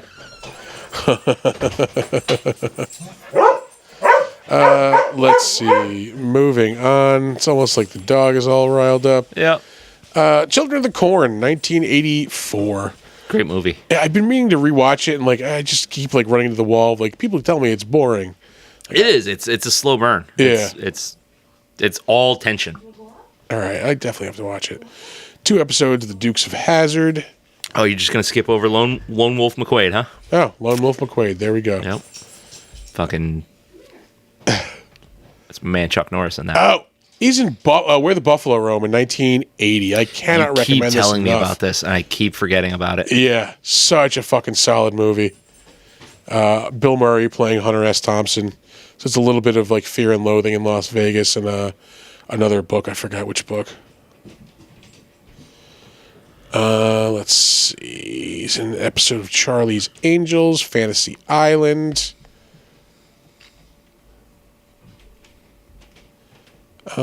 Starsky and Hutch again. Fucking Beretta. Wow! That one? Boss. Here's where we get to like all the fucking westerns. Pat Garrett and Billy the Kid. Yeah. This is only in the 70s, though. Yeah, it's going to get western as fuck. That's got to be a western. Legend of Hillbilly John. I would assume so. Justin Morgan Had a Horse. Hawaii Five-0, definitely a western. Just modern day western. Mr. Deeds Goes to Town, the original one. Gunsmoke. The Virginian. El Dorado. Yeah. Bonanza. Big Valley. Rawhide. Yeah, this is a lot. Yeah. Hey, Alfred Hitchcock Hour. Alfred Hitchcock. Laramie. Perry Mason. Wagon Train. Ride the High Country. Tales of Wells Fargo. Lots of original Twilight Zone. So lots of westerns. Lots of fucking classic TV. Maverick. Riverboat. We're going to move on. Yeah. We're going to move. The Rifleman. There we go. Hey, Zane Grey Theater. Next up. The character Sherman Potter used to read a lot of Zane Grey novels in MASH. Okay. Next up, we have Shane Black. It was really much more of like a writer and director than he is an actor, but he has been in some movies as well. We'll do the movies first. Actor. He was in the movie Swing State with like Woody Harrelson, 2017. He was in the Agent Carter one-shot for Marvel in 2013. As Good as It Gets with Jack Nicholson, 1997. He's in RoboCop 3. I liked As Good as It Gets, but I don't know why. Yeah, it was a good movie. It's just fine. Yeah. I mean, like, here's the shaving thing. Yeah. Yeah, that's weird. Just dragging a razor across his fucking face. The Hunt for Red October, Dead Heat. His first role, Night of the Creeps, which I totally forgot that we have done on this show. Yeah, we have. As far as his directing, he's going to be directing the upcoming Doc Savage movie. He directed The Predator from a couple of years ago. Is The Rock still tied to that? I don't know. Let's take a look. I don't know. I know he was at one point. Yeah. Yeah. Although he seems to be like wearing his welcome out as far as like comic book stuff goes. Yeah. He directed The Nice Guys with Ryan Gosling and Russell Crowe. He directed Iron Man 3. I wanted to like The Nice Guys. I just couldn't care. Yeah, I have to watch it again. Like, it's not bad, but I just couldn't like get into it. I remember like zoning out and just like I got through it, but I didn't really pay attention to it. The story feels like just like a really watered down version of like what the fuck is it? Like Mulholland Falls or not Mulholland Falls. Mulholland Drive? Mulholland. Whatever the last one with why am I spacing on his fucking name? The guy in The Nice Guys. Ryan Gosling, Nope, the other one. Russell Crowe. Yeah. What was the like cop gangster movie? Something Falls. Right? Mulholland Falls, maybe? I don't remember. He directed Iron Man 3. He also directed Kiss Kiss Bang Bang, which is a really fucking good movie. Robert Downey Jr., Val Kilmer. Who the fuck else? This is like another one. There's like just so many people in this movie. Yeah. Robert Downey Jr., Val Kilmer, Michelle Monaghan, Corbin Burnson. All right, maybe not as many as I remember. But still a really fucking good movie. Yeah. He's also written a ton of movies as well. He's working currently... Okay, I'm an idiot. I was trying to think of L.A. Confidential. I was like, I know L.A. Confidential. It doesn't have falls in it, though. Yeah. Yeah. That's a fucking great movie. Lethal Weapon 5 he's working on, which I don't need that. Danny Glover is in his fucking 80s. Yeah. Like... And Mel Gibson is crazy. Yeah. I just don't need it. He got a credit for the Lethal Weapon series, but that's just because it was based on his characters. He wrote, I think, all of the Lethal Weapon movies. He wrote The Long Kiss Goodnight, featuring friend of the show, Craig Bierko. Yeah. Fucking awesome, awesome, awesome movie. Last Action Hero he wrote, Last Boy Scout, Monster Squad. Like we said, all the Lethal Weapon movies, which as much as I say I don't want Lethal Weapon 5, I'm saying that like I'm not going to watch Lethal Weapon 5. My mouth is so dry right now. I've seen all the Lethal Weapons. I didn't watch the show because fuck that noise. Yeah, I tried. I'm like, this is terrible. It's all diminishing returns. Yeah. Like, well, I will say I like Lethal Weapon 4 better than 3. yeah, like Die Hard, it's kind of like up and down. The last couple were just ass toilet. Die Hard, and Die Hard with a Vengeance. That's all. That's all you need. Yeah. I don't watch anything after that. But Lethal Weapon, like it just, for me, it's all downhill. No, I think I like 4. Like it's not great, but I think it's better than 3. Yeah. Yeah. Anyway, moving on. Hey, Monster Squad was awesome though. Yeah. Yeah. You can listen to us talk about that in a Monster Squad episode. in an episode. What's up? I'm just reading some stuff. Yes, Will Sasso did in fact feud with Bret Hart in WCW. Oh wow. There was a recent remake of. Okay. I'm having a hard time reading. Yeah, that was a lot to process. Everything's so far away. We're exhausted. We've been talking for 3 hours right now. It's fine. Yeah. It's fine. Peter Cullen, who we mentioned, is the voice of Optimus Prime, as well as like Optimus Prime. Yeah, a lot of fucking of your childhood. He's one of the like 3 key voices of your childhood. Yeah.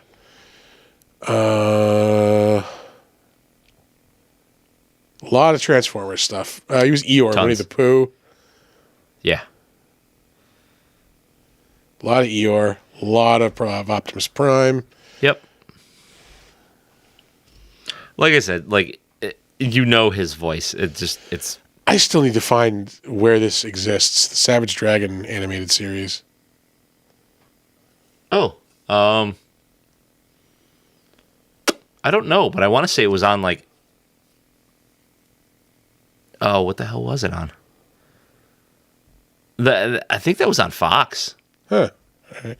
He's Monterey Jack and Chippendale's Rescue Rangers. Fantastic. Jesus. He was in an episode. He was my favorite character on that show.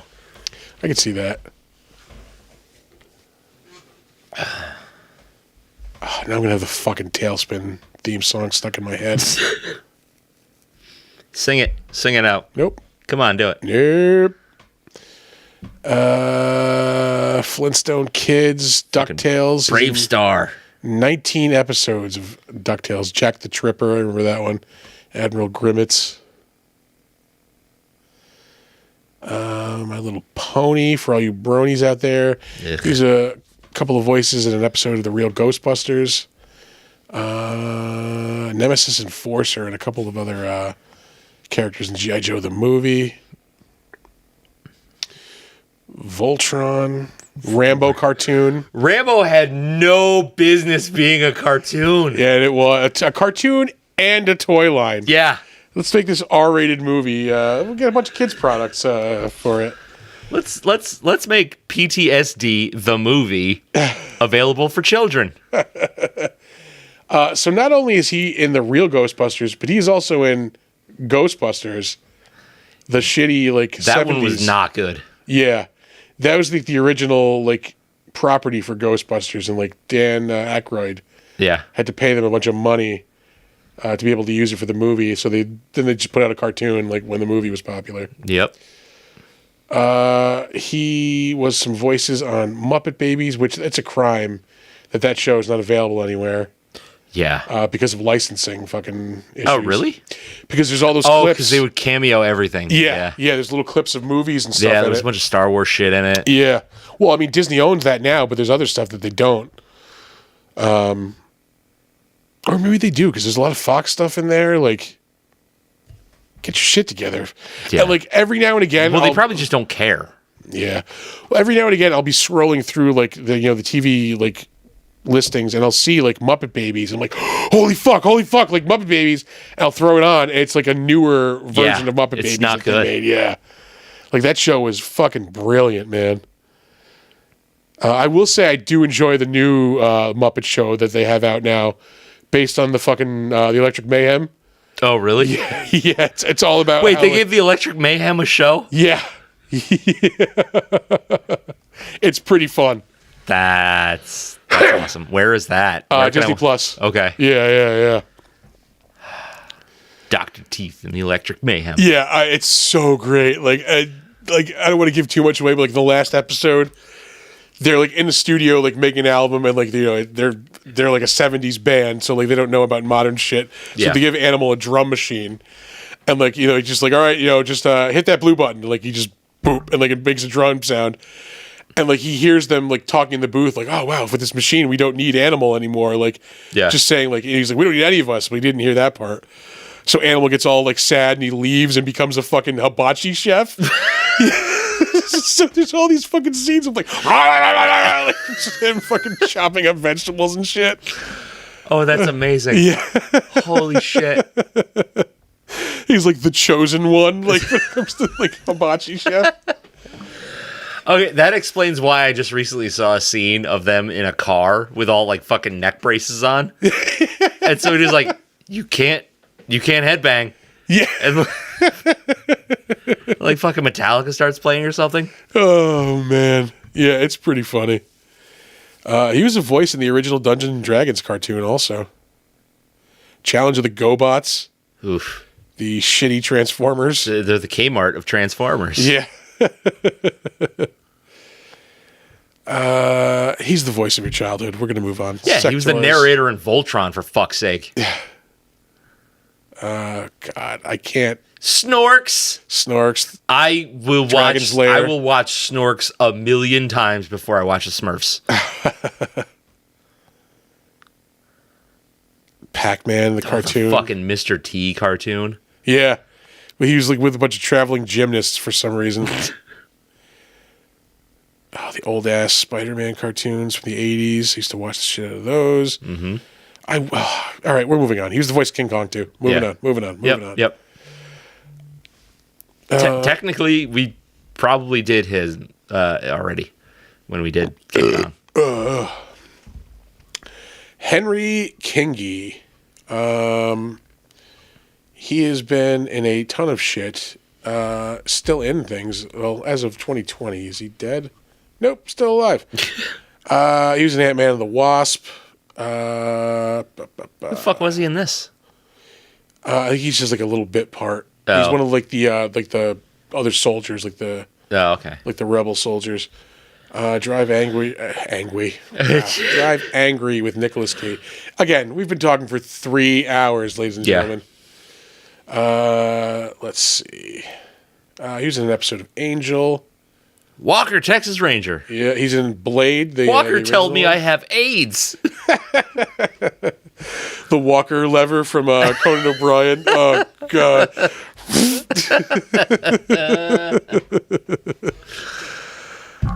He's in John Carpenter's Vampires. I love it. I 1998. fucking love that movie. That's coming up on our board. He's in The Lost World, Jurassic Park. Oh, for the third time tonight, Renegade. Also barbed wire. No! This dude is in some exquisite fucking trash. It gets better. Yeah. Under that, Under Siege 2, Dark Territory. Keep going. The Steven Seagal classic, A Low Down Dirty Shame. The One Keenan Ivory more. Wayans. He's a Bobo Yeah. in Double Dragon, the movie. Wow. He's also in Last Action Hero. How about that? He's Boa Bobo number 2. So I think that's after he gets all the fucking makeup and shit on him. Because he starts off just like a punk dude with a mohawk. Yeah. And then he gets... A Bobo is a big, like, bald, fucking muscular dude in Yeah. a video game anyway. Yep. That's fucking funny. That movie is ass toilet, and I love it. Last watched it Action recently. Hero. He's in Point of No Return. I remember watching the shit out of that when I was younger. Batman Returns, Lethal Weapon 3. Was Point of No Return one of the, like, La Femme Nikita It was the knockoffs? American remake of La Femme Nikita with yeah. Bridget Fonda. And Harvey Keitel is in it, I believe, too. Yeah. He's in Predator 2 as well. That was the Scorpio. first time I ever heard anybody make a reference to Nina Simone. Okay. Yeah. Which is a weird thing to fucking stick out. Yeah, right? in that Like, movie. He was in V, the TV series, 85, The A-Team, Hunter, Riptide. He's in Scarface, 83, Colombian Hitman. I don't get why people love that movie. I dig it. Why? I'm not like a fanatic over it. Like I will watch it when it's on. Yeah. The only thing I can think of is it's like, because it is a very urbanly loved movie, Yeah. is that it's like a guy that takes power back. That's the only thing I can think. Like, it's that whole, like, the world is yours mentality. Yeah. Like the whole, like, just gaining power through the drug trade. Like, Yeah. I guess. I don't know. I enjoy it. I think it's a good movie. I don't. It's fine. It's fine. He's in the Omega Man, 1971. I fucking love that movie. It's based on I Am Legend, the one with Charlton Heston. Yep. Where I think it was like the first like interracial kiss in a movie, maybe in 1971. Could be. I know the first one on TV was Star Trek. Yeah. And last up, Sven Ole Thorson. Yeah. Fucking LaFours. We have talked about him before, actually. Yeah. I forget which movie it was for. I don't know, but he's the dude he's the really bulky dude in Conan the Barbarian that kind of looks like Bruce Dickinson from Iron Maiden. At the same haircut in 86. He is in Best of the Best 4. Fucking A. He's in Call the Conqueror, George of the Jungle. He's in the television classic Baywatch Nights. Oh, as a dude named Viking. Of course. Of course. He's in Eraser with Arnold Schwarzenegger in 1996. He's in a lot of Schwarzenegger stuff because they were they were bodybuilding competition guys. Oh, yeah. Franco Columbo was actually in the credits too. I just went over him. Oh, was he? Yeah. I know him and Arnie were like really good friends. Yeah, I guess like his best friend. Mallrats, of course. We mentioned LaFours. You know who LaFours is? He's in The Quick and the Dead, 1985. Really? Another Seagal classic, On Deadly Ground. He's also in Hard Target with fucking Van Damme. Last Action Hero. He's in Dragon, the Bruce Lee story. Oh shit! He played the demon. The demon that comes from Bruce Lee. I fucking love that. That is an awesome movie. That was made for TV, wasn't it? No, that was a movie-ass movie. Was it a movie-ass movie? Yeah. Walker, Texas Ranger, Quantum Leap, Lethal Weapon 3, Harley Davidson and the Marlboro Man. Love it. Terminator 2, the original Flash shows up again. Captain Power. I was going through this. I had this dude's action figure when I was a kid, didn't even realize it. Really? Captain Power was the show it was like a syndicated show. And they had like a toy line where you would buy these fucking like everybody in the show had like these planes, like these attack fucking like jets type of things. Yeah. And you would buy the planes, and they had like pistol grips on them, so you could like like fly them at the screen, and like you could like fight along with shit on the screen basically, like when there's a gunfight on the fucking show, like you can fucking get in, like shoot stuff, and like you would take hits from things like on the show. Really? Yeah. That's crazy. And I had one of the fucking things. Abraxas, Guardian of the Universe. That's a Jesse Ventura movie, I believe. Hunt for Red October. Pink Cadillac. That's a Clint Eastwood movie. Sure is. He's in Twins. Red Heat. So Red Heat was 88. That means Raw Deal had to have been 86. You know what? We're just going to answer this question once and for all. I mean, we keep going Running back Man to was it. 87. Just scroll down a little bit. Wait, where the fuck did his credits go? Oh, there we go. Yeah. Keep on scrolling. Raw Deal was 86. Yep. Yeah. Commando 85. Red Sonja 85. Terminator 84. Conan 84. I remember seeing Conan the Destroyer in the drive-in when I was a kid. That must have been awesome. Yeah. All right. Back to whoever we were talking about. Sven Ole Thorson. Oh, we have nothing else to talk about Sven Yeah. Ole Thorson.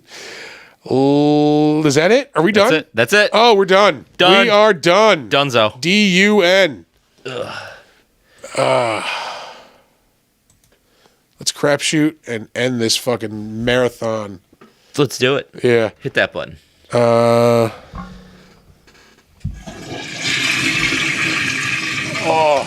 I fucking saw The Flash last night. Actually, really fucking good movie. Yeah? Yeah. Were you able to take yourself away from how much of a fucking train wreck Ezra Miller is? Yeah, I mean, like, you get into the story, like, I was never crazy about him as the Flash. Like, Yeah. he's just annoying as fuck. But, like, were you able to set aside how much of a real life bad person he is? Yeah, I don't give a shit. Like, Yeah. I know he's a bad person, whatever. I'm not going to, like, go out of my way to support him, but I do want to see the Flash, and, Yeah. Yeah, I think part of the story might actually deal with him being a fucking obnoxious asshole. Oh, really? Because, like, he goes, well, spoilers on The Flash, everybody. I'll give you a couple seconds to run away. He actually, like, he goes back in time at one point, which everybody knows. It's from Flashpoint, right? Yeah. But when he comes back, he doesn't come back to the present day. He comes back a few years earlier. Like, he comes back basically right before the events of Man of Steel, so like 2014, when he's younger. He's like 18 at the time. So, like, it's his older self, like, trying to deal with his pain in the ass, like, annoying younger self. And, like, Yeah. I think it kind of, like, might be a little intentional if they put that in there. Yeah. But it's a fucking solid movie. Like, I honestly could not believe, like, how much I enjoyed it. Was there as much Keaton as I want there to be? Yeah. Oh, he's a big part of it. Yeah. Yeah. Oh, for sure. He's awesome. Like, it's once because the nostalgia just hits fucking, like, it's like pure, like, heroin nostalgia. Like, just as soon as you see, like, Wayne Manor and, like, Yeah. you see this old fucking disheveled dude, like, kicking ass, like, before he becomes Batman again. Like, Yeah. oh, it's fucking awesome. Like, yeah. I want them, I sincerely want them to cast him as Bruce Wayne in a Batman Beyond movie. Oh, they were, like, angling towards that. I don't know, like, if they're gonna do that anymore, though, because they shit-canned Batgirl. Like, that was gonna be, like, the beginning of that. Yeah, but we don't need Batgirl. We need... I need Batgirl. Fucking Brendan Fraser as Firefly. Like, would it be awesome? Yeah, but Yeah. do I need that as a stepping stone to Batman Beyond? oh no, not for me. No. Yeah, no. I'm talking for the general public here. Oh, yeah. Give her a show. The DC shows are fine. Cameos that you would not believe. Really. Yeah, there's a couple of, like, holy fucking shit. Like characters or actors? Both. Oh, okay. They're literally every iteration of every DC movie, TV show, except the newer ones for some reason, shows up, and things that didn't get made show up. Really? Yeah, there's a big one that's like, holy fuck, I cannot believe they included this. Like, it is, I don't want to give it away because it is such a like. You have got to be fucking kidding me! I cannot believe they did this. Yeah. Yeah. All right. But I mean, it's long as fuck. I went to the 10:30 showing. I did not get out until like 1:15, 1:20 in the morning. That's too much. Yeah. Like, I don't know what the deal is with like these epic superhero movies. Like, all right, like I get it that you want to tell a big story. They don't all need to be a big story. Yeah. I mean, break it up. This is, I mean, it's Flashpoint, so this is kind of a big story. And I will say, like, I didn't feel the need to, like, I wasn't, like, zoning out. I didn't, like, Yeah. all right, now I can go to the bathroom. Like, I was into it the whole time. Yeah. It's fucking, they hyped it up and, like, they were, no, we're putting this movie out. We're putting it out. I see why. It's, like, arguably the best DC movie made. Like, really? if you don't count, like, the Christopher Nolan, like, Batman. Okay. Like The Dark Knight. But it's fun. It's enjoyable. Fucking great story. Like I said, the shit they hit you with is just like, oh my God. Like, yeah. Which is like, it's a lot of storylines that are very famous kind of thing. No. It mostly just follows him like trying to fucking fix the timeline. But there's like, there's that moment of like the timelines converging and when you see all this shit happening. And like I said, there's just, I cannot believe they've worked this in. Like, yeah. Sick. Yeah. That's awesome. Trying to think of... I regret not seeing it in a full theater because the place would have gone fucking nuts. Yeah? Yeah, that's how much of a holy shit like showstopper it is. Where did you see it? I went to the 10:30 show. There was maybe 10 people there. Oh, okay. At Comedy Center. Yeah. I recently went to a car show at the Albany Memorial Cemetery. All right. It's pretty badass. It was the second time we've gone to that. I don't know if it's the second time they've had it, but we kind of make it like an annual thing now. It's fucking sweet, dude, because it's small. Yeah. But there's a fair amount of like cool ass cars there, and I like a car show. There's one tomorrow that I might wind up going to, but it's really fucking early out in Averill Park. Oh, fuck that noise. Well, I'm going out there anyway. Oh. That's a fucking hike. That's where some of my in-laws live, so we're spending the day with them for Father's Day. Oh, shit, tomorrow's Father's Day. Yeah, fucking A, dude. Yeah. So I might get up early and go to this car show with my brother-in-law. Maybe. I don't know. Depends on how the night takes me. Yeah. I keep trying to, like, get my backyard into, like, a usable shape. Yeah. And it's just not going well. Like, between being fucking deathly ill all week and then, like, having shitty weather whenever we try to, like, do something out there. Yeah. Like, it's coming along, but, like, fuck, I just want to, like, barbecue and, like, relax and... Yep. I feel you. So I'm going to be working on that tomorrow, I think. Yeah. I'm gonna be working on just a nice even keel drunk all day. You know what I mean? Like not sloppy. Yeah. Just utility drunk. Yeah. Yeah.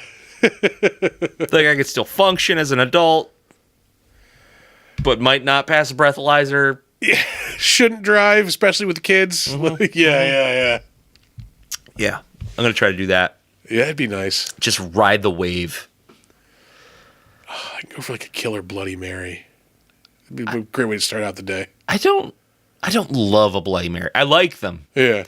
But I've never been like, I want a Bloody Mary. No, I've definitely reached that point because like there are some that are like they just perfect it. Like a lot of places just phone it in. Like here's your fucking tomato juice, here's your vodka, here's a little spicy shit. Like no, I want the place that's gonna like craft a fucking Bloody Mary. Yeah, typically any of the ones I've had are either like way too spicy or not spicy enough. It's like nobody knows where the middle ground that is. Fine middle ground. Yeah. That it's tough to hit. I don't want a glass of horseradish. Yeah. But I also want some. I also don't want a glass of watered down tomato juice. Like, right. Yeah. I don't want V8 and vodka. Like they're shit. There was this place I found in New York City. We stayed like in a hotel next to it one year for Comic-Con, my wife and I. It was before we got married. Like, oh, this is a barbecue place downstairs. We'll go eat, dinner there one night. Go down, get a Bloody Mary. The best fucking Bloody Mary I've ever had, right? Really? Like, holy shit. I got another one because they were so, like, good. Yeah. They're a lot. Yeah, that's like a meal in itself, especially when there's, like, pickles and cheese and, like, bacon and shit. Like, I don't need all that. It's nice. It's nice. Yeah. Like, you could dip something in your drink, I guess. They used at B-Rad's in Troy, they used to make them with, like, cheeseburgers on top or, like, a whole fucking bagel. Stupid. So good. So good. But anyway, like, we're sitting there and, like, we noticed they have, like, locations listed. And, like, holy shit, there's a location at Atlantis where we're fucking going for our honeymoon. And I'm like, we're getting these Bloody Marys every fucking morning on our honeymoon in Atlantis. Yeah. So, like, first day, we fucking track the place down, fucking go to the bar. I'm like, give me your Bloody Mary. We don't have Bloody Marys here. Fuck! How do you not have Bloody Marys? So I was like, your New York City restaurant has the best fucking Bloody Mary I've ever had. Yeah. And they're like, whoa, we didn't even know that. Like, no, we don't make them here. Oh, what? That's stupid. Yeah. Takes you like fucking 5 minutes to make a jug of the mix. There's another place up in Glens Falls that I have, and they're really good too because they add a little bit of A1 to the mix. Yeah. So it gives it a fucking good flavor. It's not just that tomato juice and it's not just spice. Yeah. There's like a little bit of like stank on it. Something to it. Yeah. I love A1. I get a lot of shit for putting A1 on my steaks, but It's fucking delicious. fuck you. Yeah. Will I go to like a nice restaurant and order a steak and put A1 on it? No. Because it's got a lot of seasoning on it already. Yeah. I have a friend who will fucking put ketchup on a steak anywhere. Like, that is fucking infuriating. Yeah. Is it Donald Trump? Oh, God. Does he order them well done and put ketchup on them? No. But this motherfucker, anytime you could put like the most beautiful fucking cut of meat, like cooked perfectly, seasoned perfectly. Can I get some ketchup? No, you can't. Yeah. No. I've told that to him before. Like, I just need some ketchup. No, you don't. You're not getting fucking ketchup. I will strike you. Yeah. I will fucking. I will take that fucking steak and eat it. Yeah. I will before I give you fucking ketchup. No, I like ketchup on things. Not steak. Not steak. Yeah. No. Nope. I've never really liked ketchup on steak. Even as a little kid, I was always an A1 person. Yeah. Yeah, I don't know. There's something about A1. I just fucking love it. It's fucking delicious. Put it on burgers. Put it on steaks. I'm pretty sure I've put it on a sandwich before. Have at it, man. Yeah. Explore the space. Oh, holy shit. We've talked longer than I wanted to talk on this episode. That's fine. Yeah. You're going to live. I had something else I wanted to talk about, but I can't, for the life of me, fucking remember what it was. Diablo, we talked about. Yeah, we talked about Diablo. That's yucky. TV shows, movies. Yep. Games. Yeah. Oh, you know what board game I'm really excited about? Like, that they're making? Fucking Texas Chainsaw Massacre. All right. They're making a board game? They're making a board game. They're making a video game, too. Yeah. It's fucking weird. All right. Hey, I'm down whatever. for it. It's probably not going to be great. No. Is it, what's that company that makes, like, the movie? Ravensburger. Ravensburger, that's it. Yeah, Ravencroft. Yeah. That's not the thing. Ravencroft. Ravencroft is the Marvel version of Arkham Asylum. Yeah.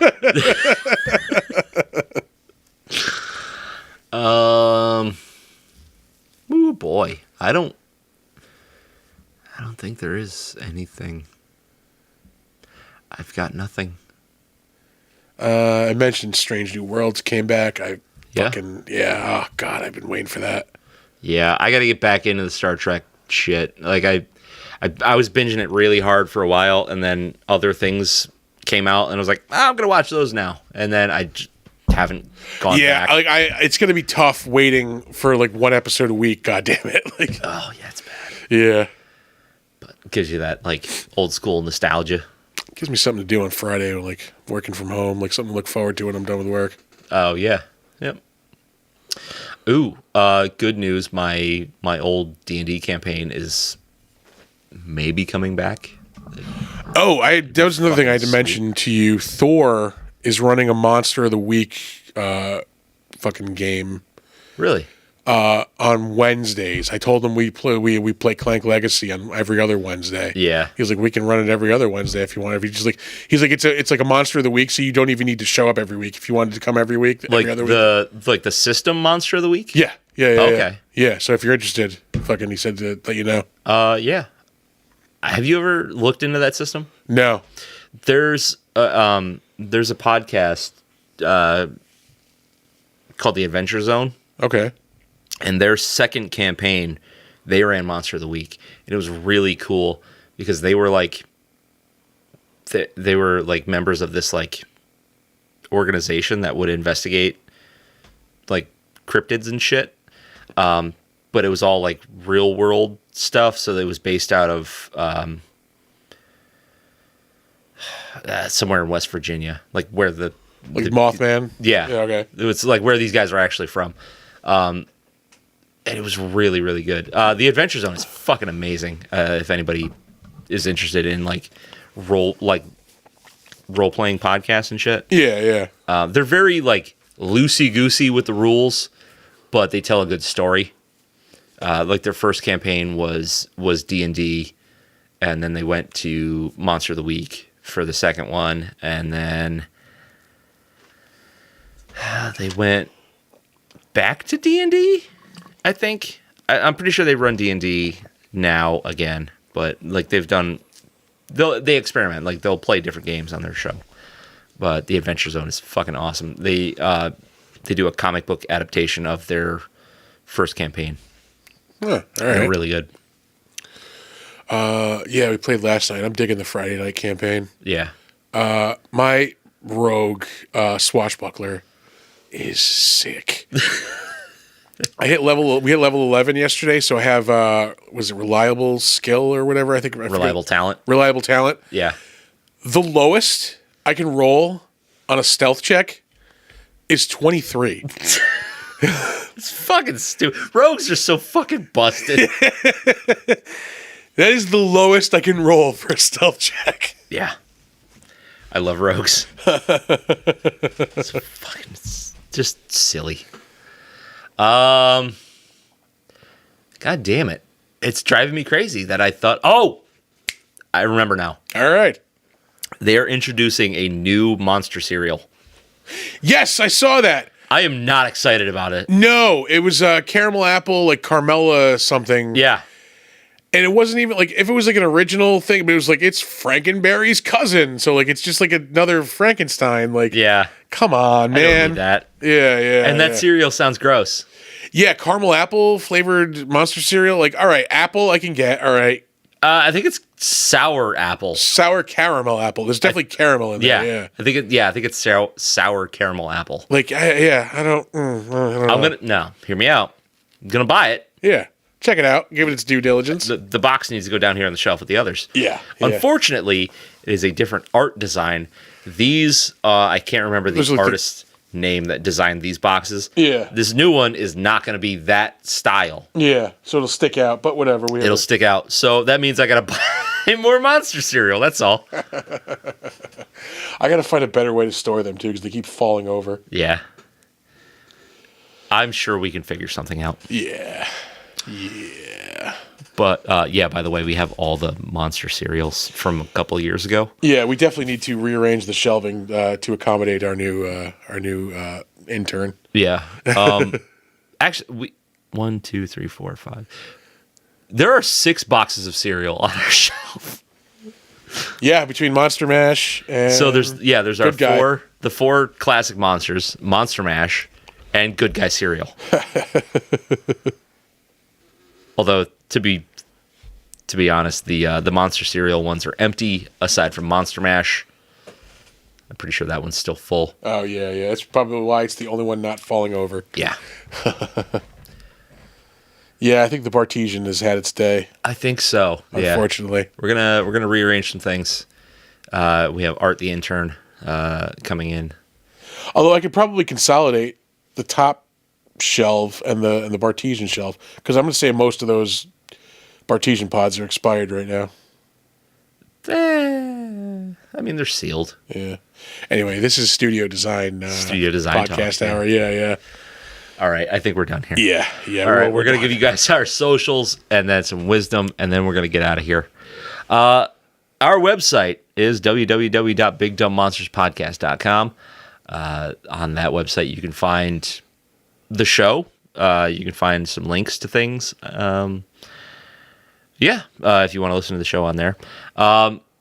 If you have suggestions for the show, suggestions for beers we can drink, suggestions for movies we should watch, or criticisms, anything that you feel like sending to us, go ahead and email us at bigdumbmonsters@gmail.com. We're on Facebook. We are Big Dumb Monsters Pod. We are on Slasher, the all horror social network, which is a great place to be. A lot of fun people, really crazy movie suggestions you can find through there. We are Big Dumb Monsters Podcast. We are on Chris, yeah. Instagram at big_dumb_monsters. You can check us out on YouTube at Big Dumb Monsters. And you should come check out our merch store at TeePublic with Big Dumb Monsters. Just search for the Big Dumb Monsters store. We've got a bunch of designs, a bunch of different t-shirts, mugs, banners, what have you. It's all there. Stickers. Yeah, we make the design, and then TeePublic has things that you can put that on. Yeah. So come check it out. Buy some stuff. It's almost Christmas again. Come on. We're halfway through the year. Yeah. All right. Oh, can I just say also that, like, I love doing the show. I am so happy that this is ending right now. Yeah, like, a little bit, yeah. Fucking exhausted. I'm tired. I don't know how people can do, like, 24-hour streams. We've been doing this for 3.5 hours, and, like, I want to collapse. Yeah, it's a lot. But anyway, don't let ghoulies eat your ass. Never sleep in a deathbed. Bye-bye.